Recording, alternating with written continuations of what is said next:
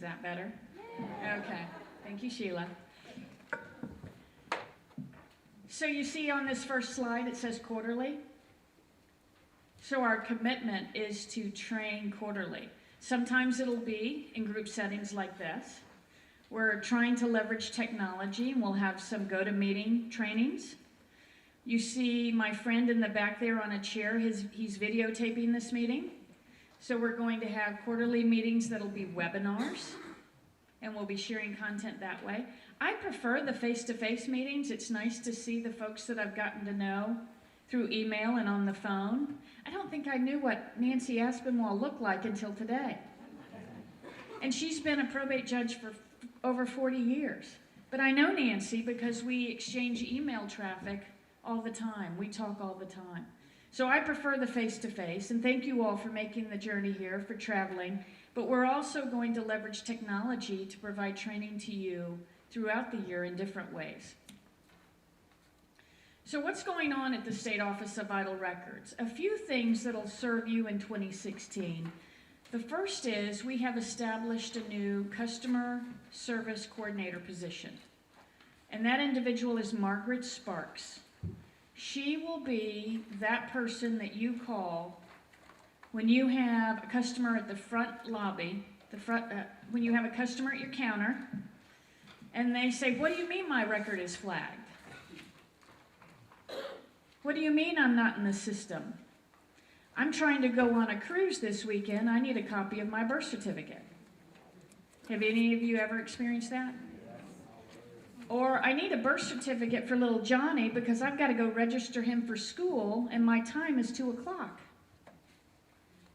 What do you mean I can't get his record right now? So we've established this role of customer coordinator. Again, Margaret Sparks. Easy phone number to remember, 404-679-4747. That is the dedicated line to Margaret Sparks. So she's your go-to for things that are urgent, things that are standing at your front counter, folks that have emergent needs. She's your go-to person for that. Margaret.Sparks@dph.ga.gov.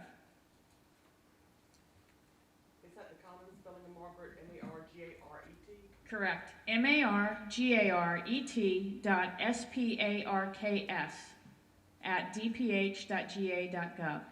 Now, Margaret is going to be your lifeline. Margaret's going to be your lifeline. She's your Truman.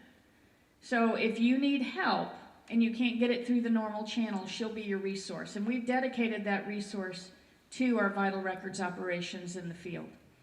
The other thing that I want to make sure that you know, and you learned this last year in training, we have a contact center that takes a lot of your calls. That's the 4702 number. And if you've ever called the contact center at the State Office of Vital Records, you get an IVR menu and you get a list of options. Option 5 is for technical assistance for Gavers issues. Option 6 takes you directly to Margaret. So you've got 2 ways to get to the state office and get the help you need. A lot of times you just need to call the contact center and say, where is this in the queue, or how do I do this, or can I get this form? Use the contact center for that. That's more run-of-the-mill, everyday business. Use the contact center number for that. When you have urgent needs, go ahead and give Margaret a call. You can reach her 2 ways. Again, that 4747 or option 6 in our 4702 number. So the contact center number, and I know you guys memorized this last year when we trained, because remember that's how Joe Little got lunch, was making sure that everybody knew this number was, it's 404-679-4702. And when you go through the IVR, you'll hear the options. Option 1 says the hours and times that we're open. But option 5 is technical assistance for Gavers, and option 6 gets you to Margaret Sparks. The other thing that we're doing, and I just talked about it a little bit relative to training, but we're doing some things relative to technology and how we run our business. You heard us talk about our digitization project in the past, and that took a fair amount of planning. How do you digitize 14 million records? So we have 20 million records in the state of Georgia. 6 are already in Gabbers, but we've got 14 million to go. And Gwen Duffin, who is our Deputy Director of Records Management, she and her team are just getting ready to launch the digitization project. We spent a fair amount of time planning and making sure that we had the right technology, the right equipment, the right approach, and now we're ready to go. So we're hopeful that that will start this quarter. We've also redesigned our security paper. You'll hear from Cynthia Buskey-Martin, our Deputy Director of Program Administration, a little bit later today, and she's going to talk to you about some of the security features in our paper. We've also, at the state office, launched the cannabis oil program. How many of you remember last year when the governor signed into law Haley's Hope? You remember that? So that was HB 1, and the governor signed that into law on April 16th of last year. And then 60 days later, Vital Records stood up the low THC oil registry. Now, what does that mean? That means that we work with doctors and patients caregivers to make sure that they are registered in the system and they get to carry on their person low THC oil. So we facilitate getting them the registration cards that they need if they're ever stopped or questioned about having that on their person. And we've issued over 500 registration cards to caregivers in the state of Georgia. We anticipate that this legislative session, some decisions will be made by our legislature about whether or not those 8 conditions for which you can carry low THC oil today, if those 8 conditions will be expanded to 20. So right now, if you have Lou Gehrig's disease, or you have end-stage cancer, or if you have a seizure disorder, you can carry low THC oil on your person with a registration card. In the future, they're looking at adding conditions such as fibromyalgia and other conditions as well. So we're staying very close to that. We're keeping tabs on that to see what happens. But to go from 8 to 20 conditions means that that program will expand and we'll see more folks carrying low THC oil cards on their person. I have one in my wallet. If anybody wants to see it at the break or at lunch, come see me and I'll show you what it looks like. We also, for the first time ever in the history of the state office, last year submitted to the National Centers for Health Statistics our vital events data for 2014 on time. So what does on time mean? The National Center for Health Statistics asks each state to get their data in by April 1st.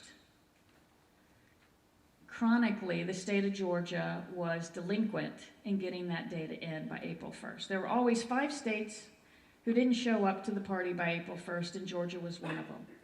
And we changed our processes, and we changed the way we track, and we changed the way we bird dog some of our birthing facilities and funeral homes.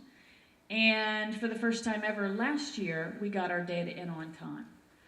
We're going to do that again this year. NCHS has now got all 5 of those states in line. And now this year, the deadline has changed. So we're now targeting to have all of our data in by the 1st of March. So if you can help us with that, if any of our regional consultants or any of our training team or records management team calls on you to help us with that, please help. That is vitally important to the nation because they take the Georgia data and they combine it with all other states, and we need to make sure that we're represented. So we're very, very proud that we were able to change our processes and make that happen. The other thing that we've been doing at the State Office of Vital Records is improving our processes through quality, really looking at how we do what we do, how we serve you as customers. And I've got some data I want to share with you. So when I started in 2014, in August of 2014, it took 37 days for the state office to fulfill a mail order request for a birth certificate or a death certificate. Over a month. So if you were someone that sent in a request and you said, please send me a copy of my birth certificate, here's my $25, and you sent it to the state office in the mail, it would take us about a month to turn that around. Today we're at about half that. We're about 19 days. And again, that's mail order. That's also online order. So you know that we have the Rover system so that you can order and customers can order their birth certificates and death certificates, other types of certificates online. When I started, about 67% of our vital events were entered into the system within 15 days. Today we're at about 75%. This is also important for the state office because we're trying to move from just being data gatherers to being data gatherers and using that data for surveillance.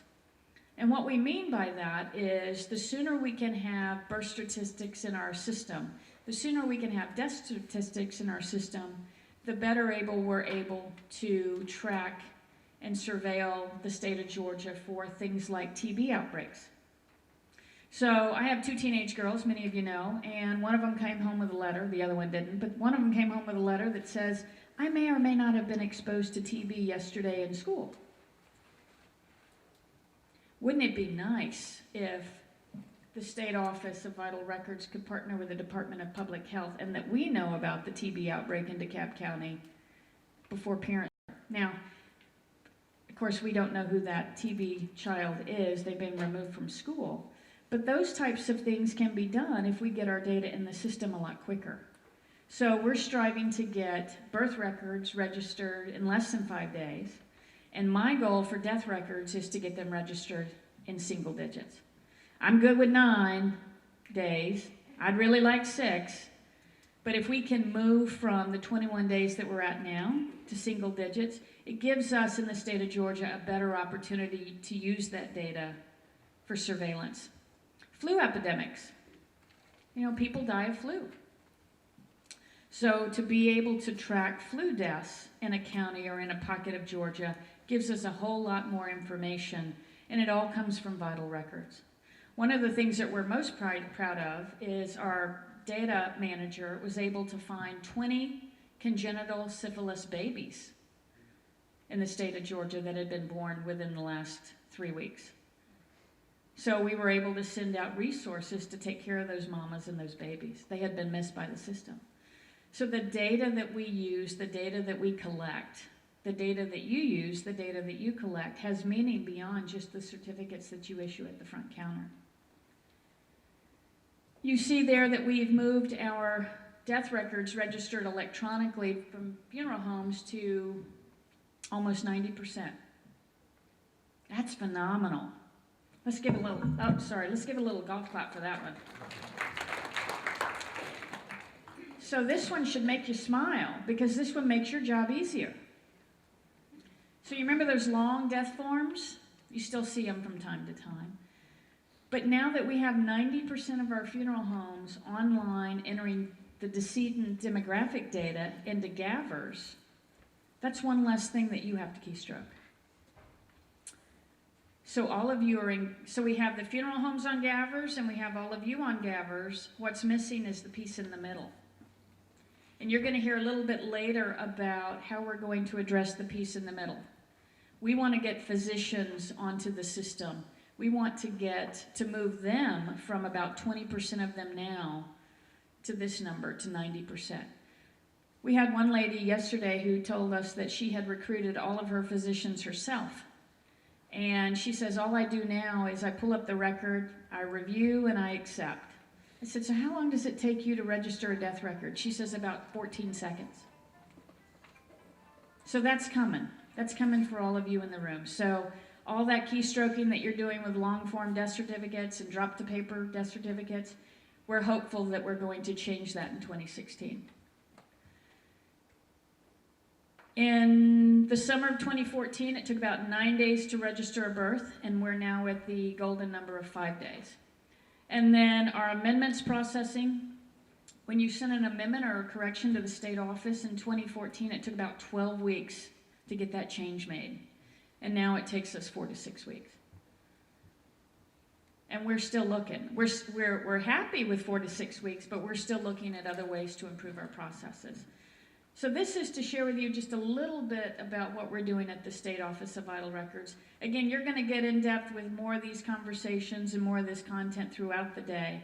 But I wanted to just give you an overview of some of the things that we've been working on to try and make your life easier as Vital Records registrars and deputy registrars, so that you can be as successful as you need to be in the field serving customers.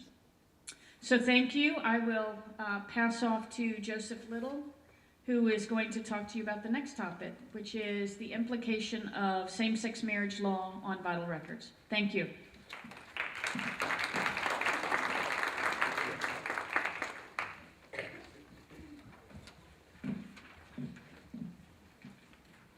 Good morning. Good morning. For all of you that have had an opportunity to meet me, I will still want to talk to you today, but those that I have not had an opportunity to meet, I really want to talk to you to see what I can do to help you as we go through and try to make everything easier for you to do your job. My topic today is going to be about same-sex marriage, the implications and how it affects Vital Records. The objection is to give you a purpose, a little background, talk about the leadership for Georgia adoption of the law, the changes of our forms, and then a few examples that we need to talk about.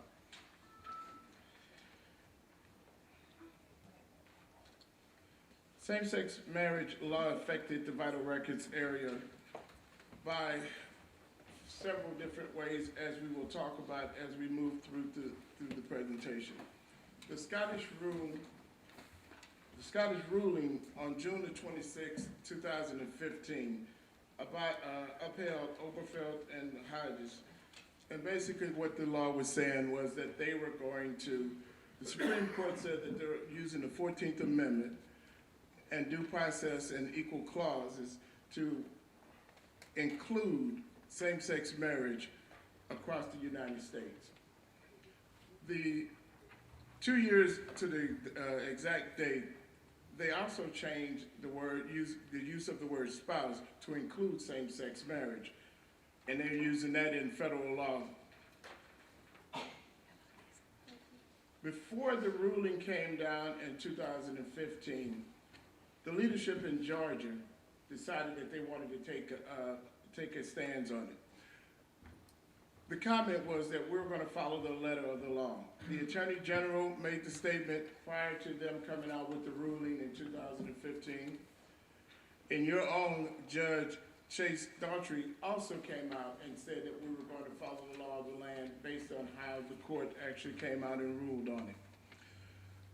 The situation gave Georgia leadership a position at the table. What they wanted to do is to find out how this was going to affect Georgia as a whole.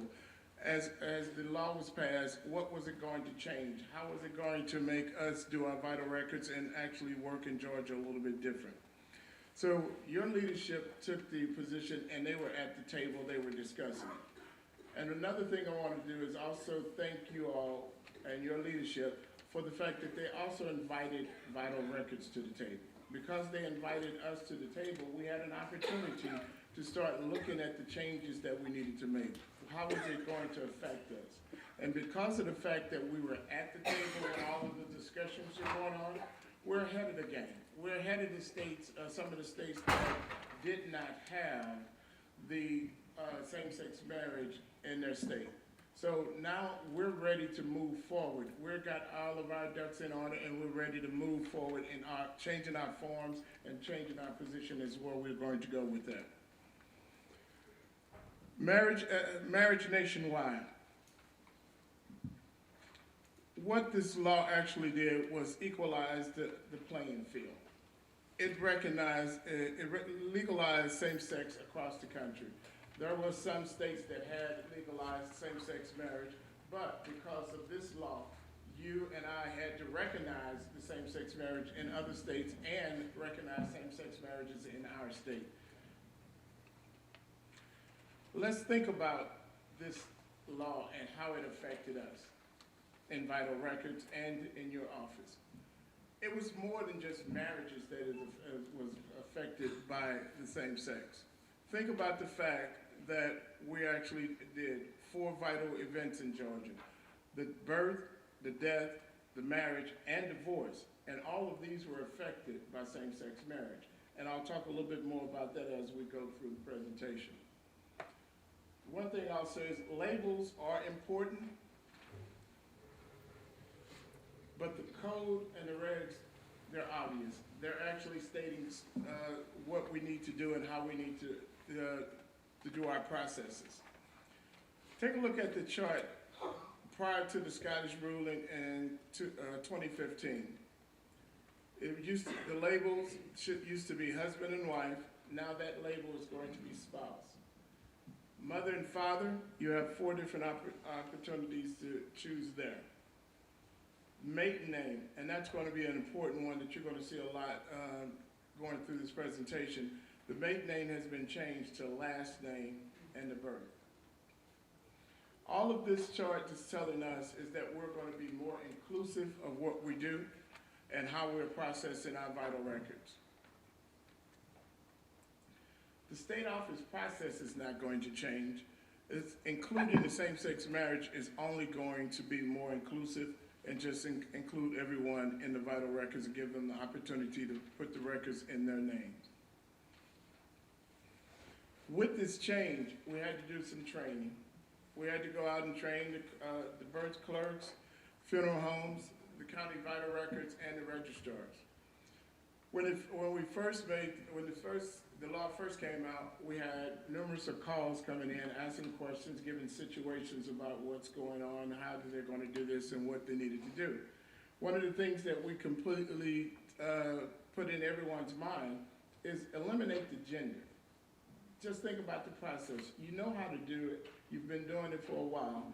Just alleviate the fact that it's a different gender. And once everyone started looking at the fact that it might have been a different sex that's getting married or the same sex getting married and just got rid of the gender, everything got a little bit easier for them to process. One thing is the husband and it's also been changed to spouse. So for the example, the married woman gives birth. The code says that only one person can be enlisted on the birth certificate. It used to say husband and wife, now it says spouse.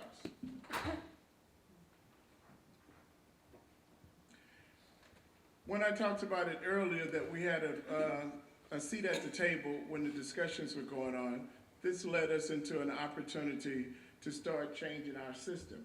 This is a picture of a Gathers page. When you go in and you register a birth, when we get ready to print the certificate, we have these choices. We can actually make it mother-father,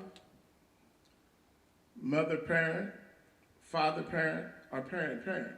So that gives us some choices in how we're going to set up the certificates and the labels that we're going to put on the certificates. If you look at this chart, it's a very busy chart, but basically what it's saying is these are the forms that we're changing: marriage forms, divorce forms, and surprisingly, the death form has more changes than any of the forms have, and the birth and fetal death changes that we're making. What I'm going to do is talk about it a little bit more in depth on the next pages. As I pointed out earlier, the maiden last name is going to be replaced by last name at birth for party 1 or party 2. And we're going to add the party 1 and the sex. Right now you have to register the sex of the individuals that are getting married. That's a change from what you have been doing in the past. So we're going to get the sex for party 1 and party 2 just for statistical information. And we're going to add the party 1 last name on the forms also. For birth registration, the mother's name is going to be changed to birth mother or parent 1, and for father, it's going to be father or parent 2. We're going to add new fields where we're adding the field that we talked about as the sex is included on there. which is something that we wasn't doing at first.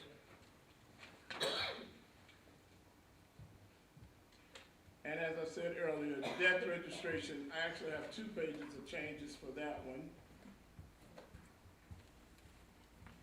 The sex of the spouse is a new field that's being added. And we're gonna remove that text that used to say if wife give maiden name, just for the marital section. We're gonna change the spouse last name. As I said, you're gonna see that on pretty much all of the changes. The last name is gonna be changed to spouse last name at birth.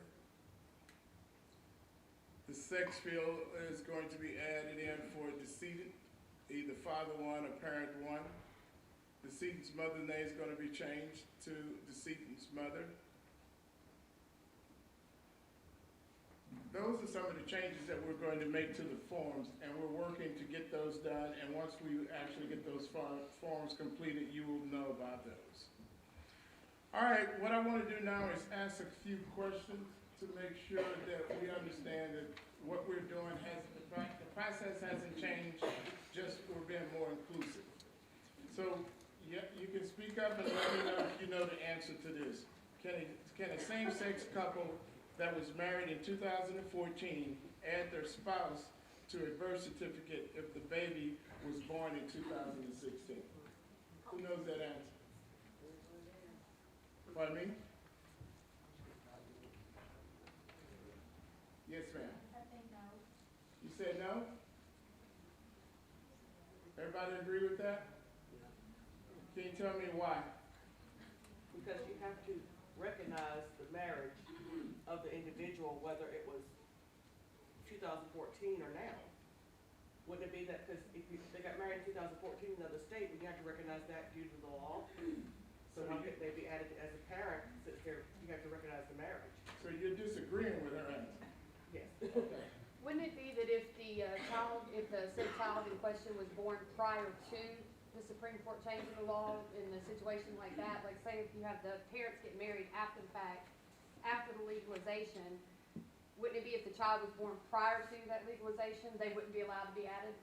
But this is asking the question that the marriage took place before the legalization in whichever state it was, and the child was born after the legalization. So is that possible? You've got a legal spouse, and that's the only name that automatically can go on the birth certificate. Okay.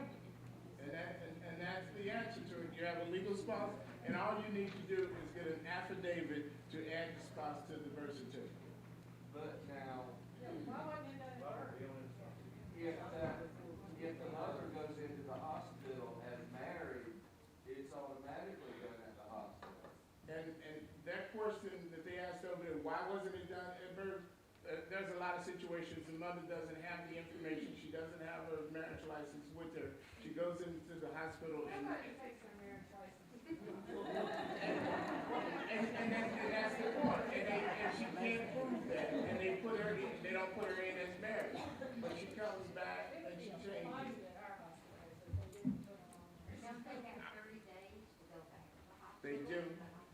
And sometimes they don't make that 30 days, and sometimes they, as Judge Rogers said, you don't take your marriage license to the hospital with you. After you leave the hospital, you are sometimes caught up in the baby, and everything just gets past you. And so once you go past that 30 days, then you have to come to us to make the change.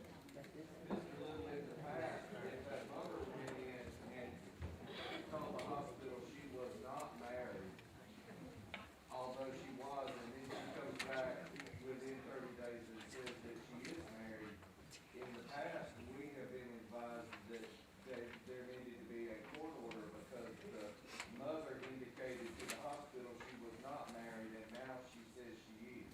But what if she had said that she was married, didn't have the proof? That's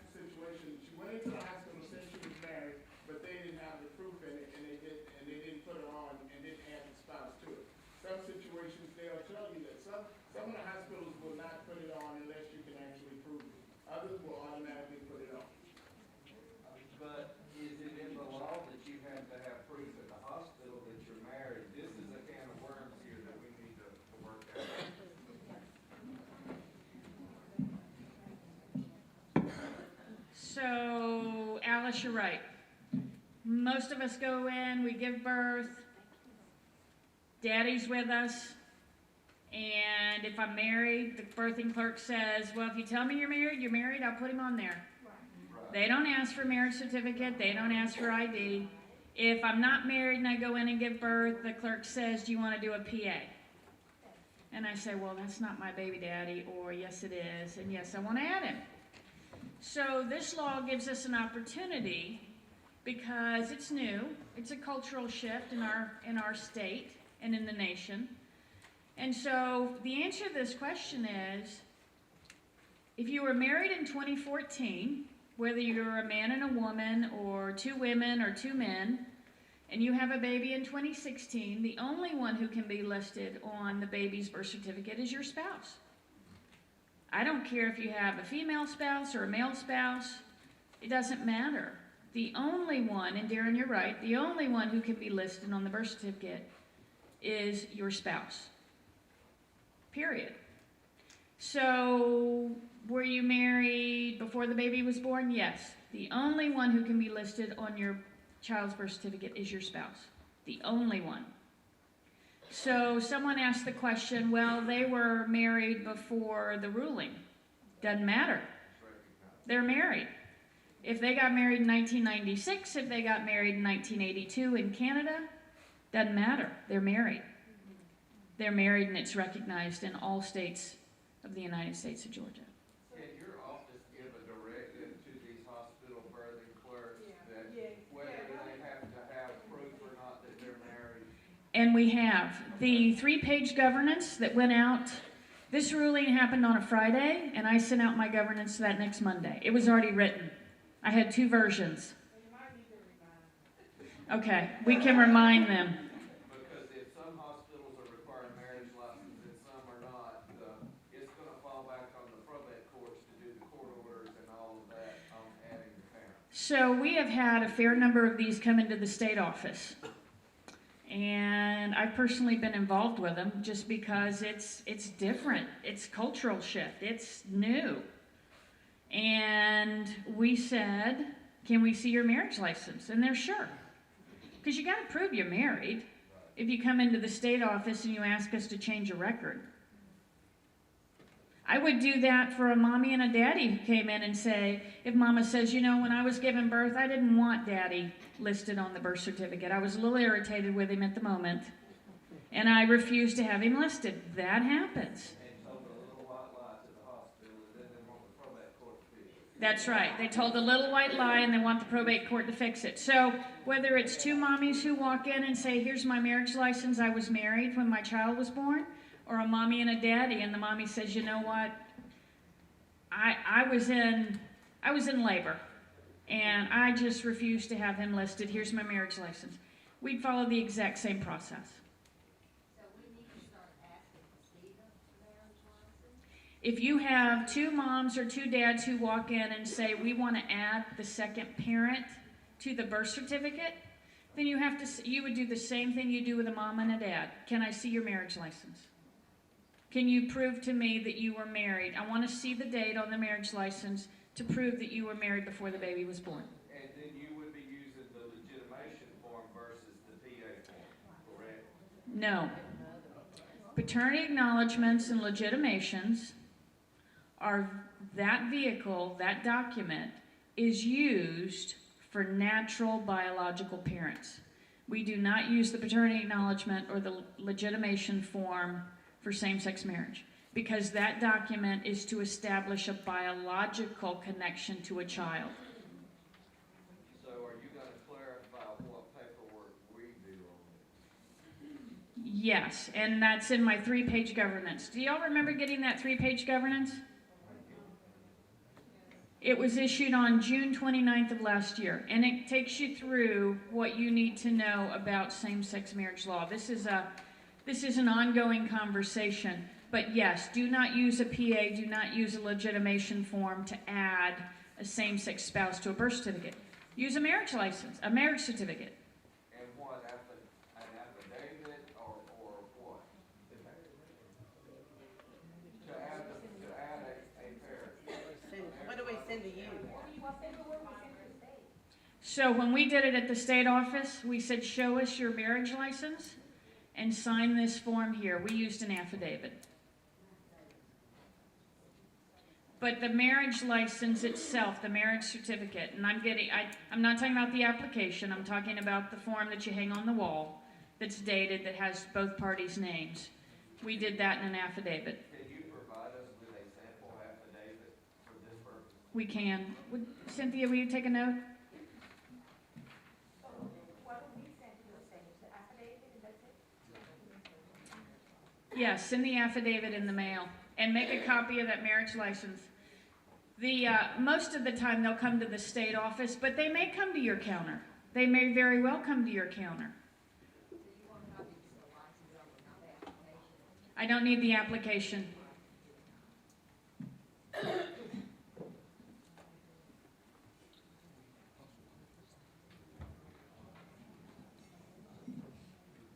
And I'm assuming that the marriage license needs to be a certified. That's what Val just said. Donna, ask them to have it notarized. Certified. So a certified copy of the marriage certificate. Notarized affidavit. Notarized affidavit. Thank you, Darren.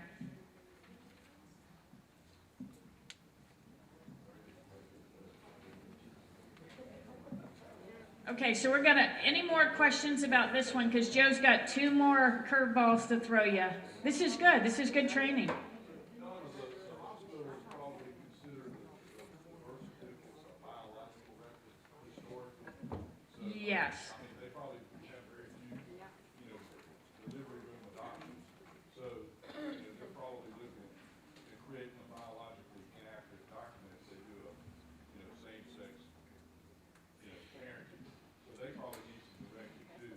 They've gotten it, and thank you for that. They got the same governance and they've been trained the same way. Right now, our system still says mother, father, and we've told them to ignore father and read spouse. So in a hospital, birthing clerks are thinking biology. And that's the question. Have we trained them to think about married couples? And we have. I think you're right, Judge Padgett. We have an opportunity to go back out and remind them. But they do think about it as a biological event. They think about it as a biological event. In the state of Georgia, your birth certificate, the 4-page worksheet that stands behind your birth certificate is the biological event. Your birth certificate is a legal document that establishes relationships between adults and a child.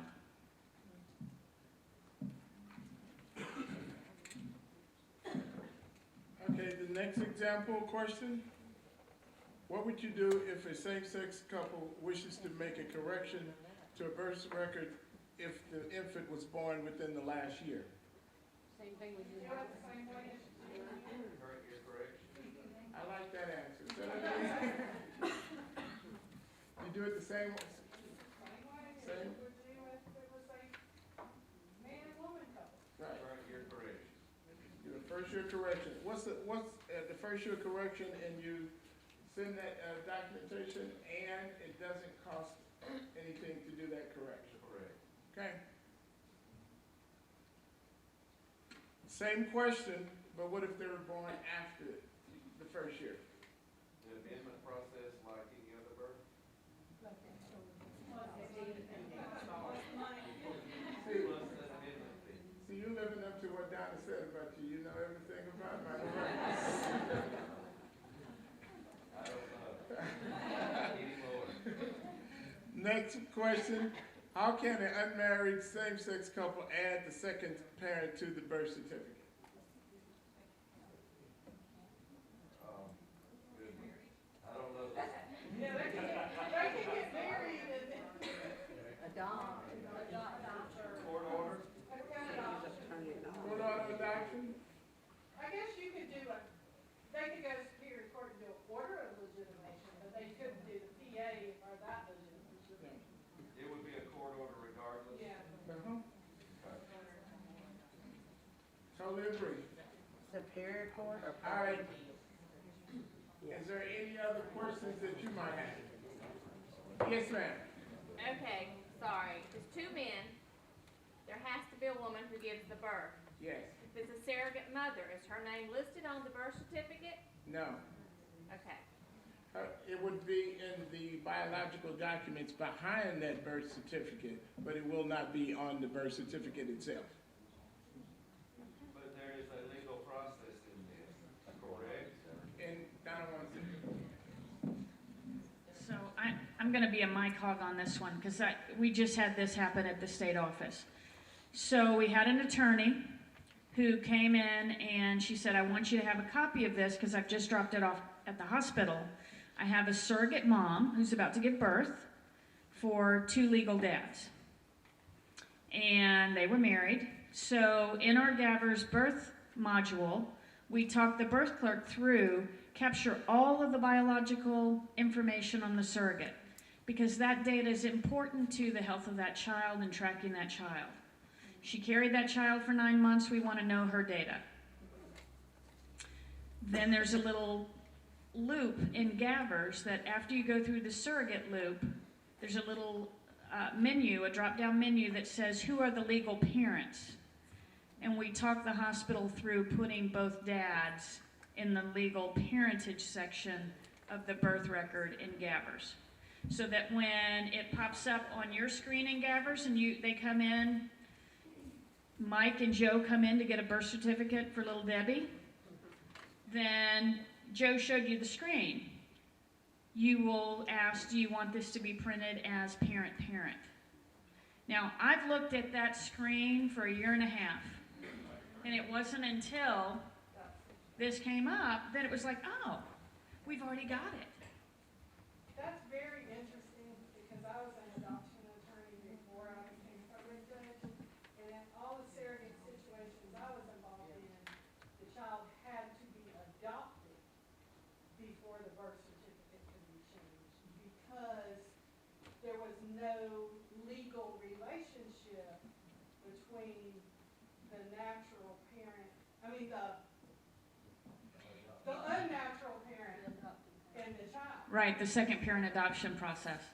Well, actually, both parents, well, it depended on the situation. If it was an egg and sperm donation, then both parents had to adopt that child before the birth certificate could be changed. So I don't know that the adoption law has called out with vital records yet. That's right, and believe me, we don't do anything without going through our legal counsel, and we vetted this process. So if you've got 2 daddies that are married, and you've got a court order that says they are the legal parents of the surrogate baby, then we have a way to get them on the birth certificate in the system and capture their information. But in simple thinking, you've got to have a court order in all these cases to get this same-sex couple on the birth certificate. If they are not married, if they are married, you treat them just like they're a female-male couple. But there's still no legal connection. Are we still talking about surrogate? Yeah, Yes. your situation, there's still no legal connection to those 2 parents and that child. You are right. You still need a court order for a surrogate. Period. They did have a court order. They actually take they have a surrogate agreement at the hospital, and they have a court order at the hospital before. What does the court order say? Because you The can't court order put a said- court order on the child that's not in life with us. Yes, you can. You can. You can. And we've got it. And we've done 3 or 4 of them. So if we have that situation, which we wouldn't have that situation because the hospital, y'all would do it, not really us. But it can be done, and we have fulfilled 3 to 4 of them. So yes, it's a court order. If we had a court order afterwards, it wouldn't be a problem. You can do it before the baby's born. Yeah, we're just gonna talk about it. We'll tell you who we worked with. There's a lady in the back with her hand up. Question, a woman has a baby, she doesn't list the father on the birth certificate. Within the year, she marries another woman and wants that woman to become the parent of the baby. Adoption, court order. Court order, second parent adoption. Court order adoption, I don't even need to say second parent. Court order adoption. And I'll tell you why. The question was, woman goes in and gives birth, gets married to a woman a year later. think about woman goes in and gives birth, marries a man later. It's no different. If the man or the woman that they marry wants to adopt that child, what do? You do the same thing. You do the same thing. And that's what Joe was trying to say. We are thinking about gender, but if you remove gender and you change in your mind Mary's name to Mark, and if you think about the situations that you already deal with every day, it makes sense. In that example, whether she married Mary or Mark, what would they have to do? They'd have to do a court order adoption. What if they married a month after? Still happened after the birth event. Other questions? Yes, ma'am. That appears on your, screen, on gap screen, when I'm doing a birth certificate. Sometimes, I put all the information, you get ready to print it, then in the upper left-hand corner, it will say maternity, it'll say PA legitimation. Does that mean that those parents have already done a legitimate PA on that individual, on that child? I think that's right. Because sometimes all my parents will come in and she was married to somebody else 5 years later, and they'll try again. So, That means that a PA or a legitimation was done with a natural parent. Other questions on this topic for Joe or I? Just remember, when you have a couple of things for you at the front counter, remember down in the lower right-hand corner when you're selecting your print. You know, again, I didn't see it for the first 12 months I was there at the state office. There's a parent-parent option. Some couples may want the birth certificate for their child to be printed parent-parent. So now you've got 4 options to choose from. And then if you have someone come to your front counter, they were married before the baby was born and they want to add their spouse to the birth certificate, follow the same protocol you do now. It's really no different. Okay, thank you.